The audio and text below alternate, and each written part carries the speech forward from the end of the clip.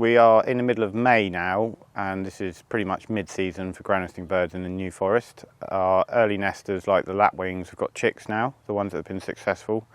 Any that have failed will be on a relay attempt. The curlew are incubating as we speak, and the nightjars, which are one of our last birds to turn up here, are arriving, or they've arrived in the last couple of weeks, and they'll be setting up their nests.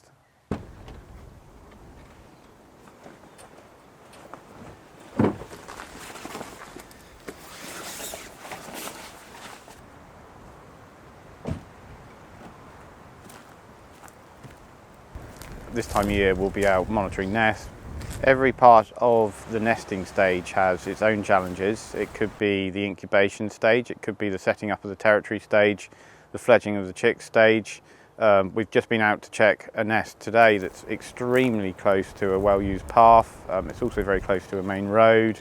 There are a lot of generalist predators like foxes and crows in this area, so they've got a lot of challenges to face, and the curlew, for example, will sit for 30 days, which is a long time that she's got to sit and incubate those eggs before they'll hatch.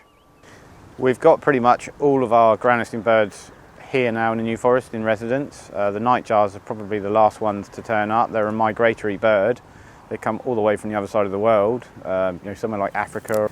They're here now. The displaying behaviour, we're getting wing clapping, churring, and a bit of territorial displaying going on, but that's late evenings through the night and into the mornings. They're a nocturnal bird, so you don't really see that activity in the daytime.